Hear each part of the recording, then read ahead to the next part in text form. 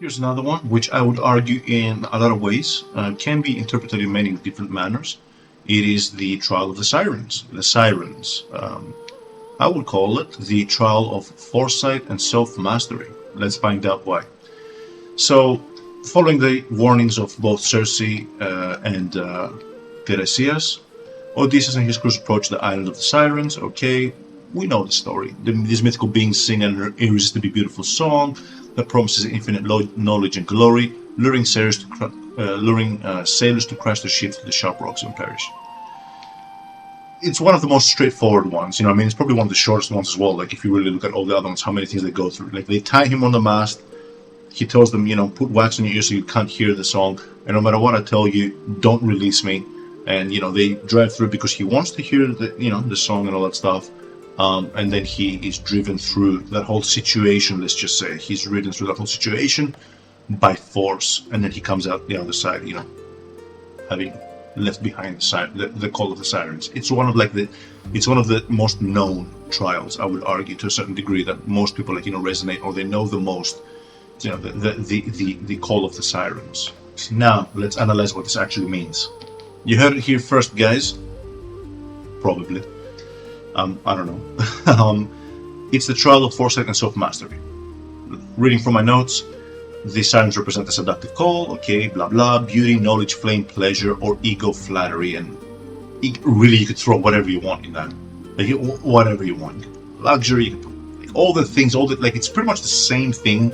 Again, see how we've come back to our adventure, and it all again follows the same pattern. That's what I'm saying. There's consistency here. And once you figure out and you notice this consistency, it becomes more and more obvious. It's saying the same shit over and over again, guys. It's not rocket science. Even a story as symbolic as this, it's pretty darn straightforward and simple. Like, honestly, it's pretty darn straightforward and simple. Let me run through them a little bit. Shall I? Small recap. I think we're at a point, like, this is trial number 8. We have 4 more trials after this, 9, 10, 11, and 12. Okay, so we're almost there. Let's just have a look at a small recap already, just to see how consistent and how similar all these things are. It's practically saying the same thing, but what each one of these is adding a little bit of a better nuance to how they're actually handled. Actually, you know what? I'm going to do that at the end. I'm not going to do it now. I'm not going to waste your time on that. I'm going to, at the end of the 12 trials, I'm going to, give you like a small little, chain that connects it all. Yeah, it represents all the temptations, blah blah blah blah blah. Okay, we've seen this motif like repeated 100 times in the story, but not 100 times, but 5-6 times at least. The sounds are divine, but they are self-destructive.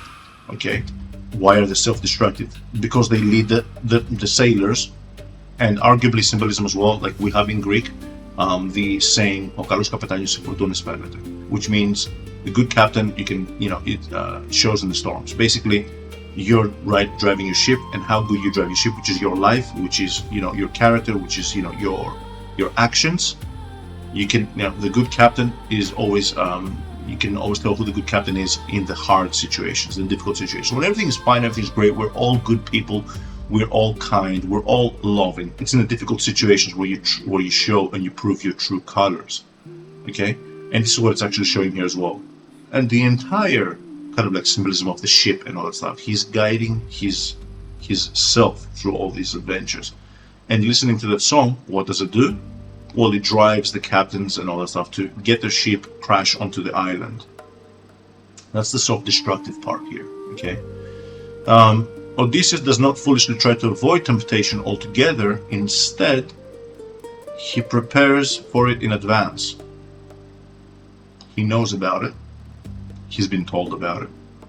Again, it's adding to the layers of, now we're starting to have self-discovery, gnoti safton, which is in ancient Greek as well. Learn thyself. Okay? Learn thyself. This is something that the ancient Greeks said a lot. Or know thyself, or learn thyself. Know thyself. You need to know yourself in order to be able to truly understand, honestly, everything. From my experience, it can be extrapolated to understanding other people, to understanding situations, and that's from my small personal experiences. As Socrates said, I know one thing that I know nothing. And the more you start, diving into certain things, the more you learn, the more you realize you don't know shit. I don't know shit. Okay? But ultimately, you see all these things pile up and you're like, they're still helping me perceive things. I'm like, okay, I'm getting such a small slither of reality sometimes and knowledge of myself and things around me. And it's helping my entire perception of the world and how I perceive people and how I understand their actions, their emotions, their, like, so many things that I can go on, for hours with examples, how I have applied this in my life and how it has changed my perception generally. I would argue know thyself is one of the most important kind of like underlining things that we can have from ancient Greek literature, that we can say, know thyself. And I think it was in the temple of Delphi, Delphus, where it says at the top of the temple, know thyself. One of the most highest temples, by the way. Know thyself. That's what this is showing here. Circe, the underworld. He's reaching the point now, he knows this beforehand. So he's starting to reach the state where he knows thyself. He knows himself. And instead, he prepares in advance. He acknowledges his own vulnerability and creates strong external boundaries because he truly knows himself. Now we're starting to elevate the whole situation of where this journey is going. See how it all connects? It is adding to the previous experiences, and each one of them is slowly changing him as a human, or as a character, or as a spirit, as a consciousness, or whatever you want to call it. This trial teaches, my notes here, that the real wisdom of mastery comes not from pretending we are immune to temptation, because a lot of times we aren't, but from the foresight to anticipate our weaknesses, because we have them. You don't want to know my weaknesses, by the way. There are plenty. And the discipline to stay bound to our true purpose when every other fiber of our being wants us to surrender. Now, what did we say in earlier videos about the crew of Odysseus? It's part of himself. It's parts of himself. And I think that this is, I would interpret it again, because like it's pretty obvious, and all these things are pretty obvious, I would argue, but I think that a lot of times the foresight and self-mastery, this part of the Sirens, a lot of people miss that symbolism of what the Sirens are actually saying. Like, he just wants to hear the song and it's beautiful and he ties himself up. It's very deep, it's much deeper than that. And I hope that this is making sense, and that it's not something that you listen to that most people hear and be like, oh, that doesn't make any sense, maybe you're just making shit up now.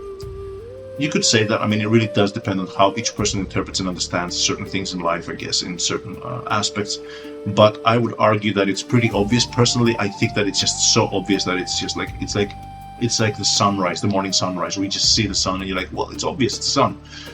That's how obvious some of these things are, in my opinion. But I digress. Like, each person to their own, and how they're actually going to interpret these and how they're going to be understand them. And again, each person according to their own level of perception, personal experiences, and they could translate them in different ways. Again, at the end of the day, it is a trial of free thinking and being vigilant and testing different ideas and being open to them as well, and broadening our horizons despite of what we accept ultimately, or what we form as our core belief. We always have the possibility of being wrong, because once you realize that you know nothing, like I said before, then it starts becoming more and more evident that there are so many intricate cogs of creation, of existence around us that we are not privy to. And we could very well be, as my godfather would say, rest his soul, masturbating our mind. Basically, it's just playing with our thoughts and just having fun with ideas, rather than actually getting to the bottom of actual wisdom and knowledge. Basically, as I've said in other videos, the crew is Odysseus, and it's part of Odysseus. And even the parts of him that are slaughtered are his weaker temptations, and they're slowly, or the weaker characteristics that he has, and he's slowly cleansing himself out of each experience. The giants, those comfortable moments in him, they got rid of them, and so on and so forth. Like, his crew slowly gets smaller and smaller and smaller, as if he's getting rid of excess weight, of all the other parameters within his character. Again, know thyself. Why did they say know thyself? Because it goes very, very deep. There's a lot of different levels to it, like an onion. There's a lot of different levels to the human psyche, and to all the elements that we can really deep dive into analyzing. And that is what know thyself is, and that is what the crew represents. So what does he do at that point? He gives order to all his senses to block out and be like, I'm just heading straight forward. This is the manifestation of actual discipline and focus.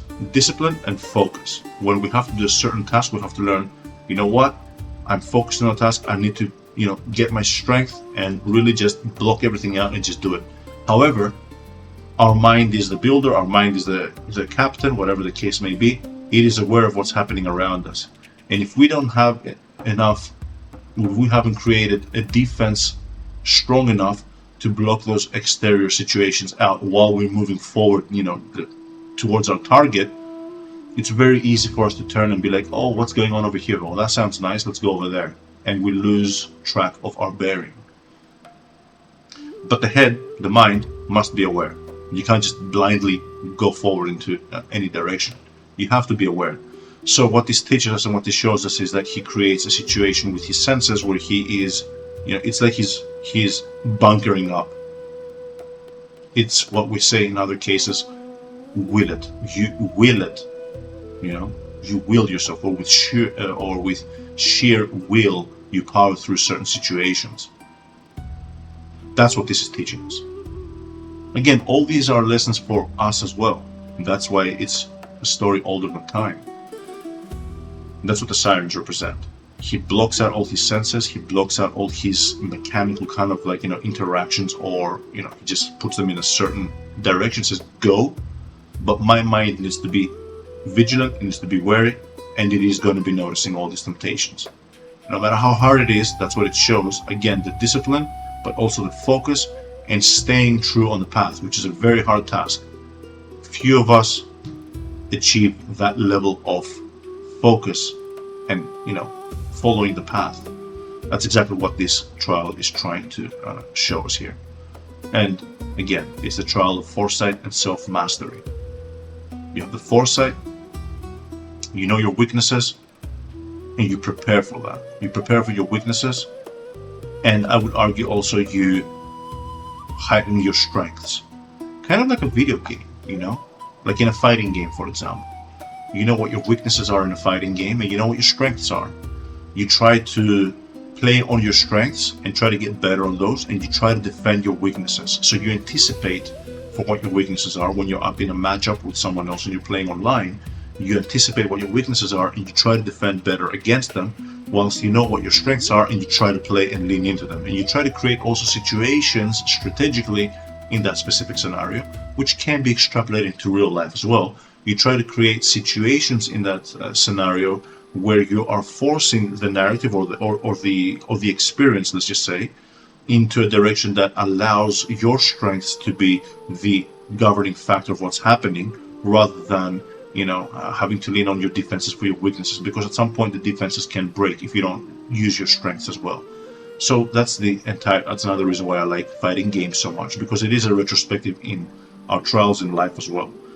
That is pretty much what this trial is symbolizing. Again, a very simple oldest time tale, trial, or kind of like little adventure, part of the adventure that we all have heard 100 times. I'm probably going to gamble that most of you haven't heard of this interpretation though. Again, don't take anything for face value. Analyze it yourself. What this all means, or what this resonates with you, how it resonates. Come to your own conclusions and see how you can, as I've said in other videos, how you can juxtapose or how you can use a lot of these examples into your own life. Apply this to your life as well. I'm sure that most people have gone through a situation where they have a certain goal, and then halfway to that goal they've gone in a completely different direction and they've lost their goal. I'm sure it's happened to a lot of you. I'm sure it's happened to almost every single person on this planet. Otherwise, I don't think you're even living if you haven't experienced something like this at least once. Maybe you don't know it and you don't recall it, but most of you, I believe, will be able to recall it as well. If you actually sit there, you meditate on it, and you're like, when did this happen in my life? And just try to sit there and go through certain years in your life and certain things that you've tried to do and come back to. Some of you might be much more recent, and it's much more evident, and it's like boom, oh yeah, it's exactly that. It's happened to me a lot of times as well. I start down one path and boom, I'm all over the place. This is something like it happens to us all, and that's the part where we have to learn self-mastery. Again, the Odyssey. As I said in my first video, or my second video, I think it was my first video, on all this journey that I've started, it's a tale as old as time. Look at the symbolisms here and tell me that they don't all follow the same through line. It's pretty obvious. It's pretty obvious. I hope you enjoyed this video, guys. I sure as hell am enjoying this whole series that I'm making, and there's 4 more parts coming for the continuation and the finalization of this small series. I'll see you on those videos, and until then, peace be with you.